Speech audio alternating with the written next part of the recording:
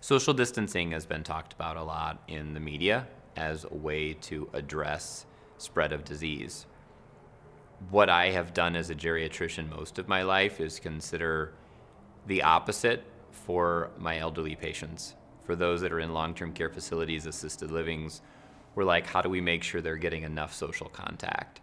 So this is really a difficult time for us. We have a lot of resources usually devoted to making sure people stay busy and stay with their loved ones and have adequate contact.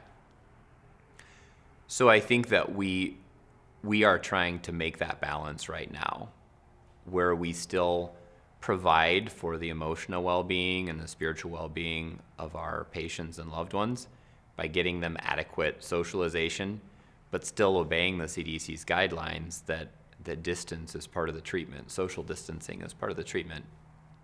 Some of the ways that we're suggesting that people do that are through safer means of communication, like letters in an old-fashioned way, and FaceTime, and even social media for some of our residents that do that, telephone calls, but not recommending, at least in this time where this virus is still evolving and we're trying to figure out the best way, we're not recommending a lot of contact with either large groups and even with younger family members. Sometimes younger family members are the ones who have no symptoms of the disease, or very mild ones.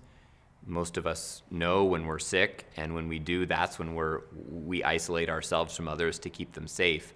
I think the most concerning situation is when you don't know you have it and you're at risk of transmitting that. And I think as hard as it is for families to hear that we don't want you to visit, that really is the spirit of it, is that we don't want to put you in that spot where you're the one transmitting it because you feel fine, and putting either your loved one or someone else in the facility in danger.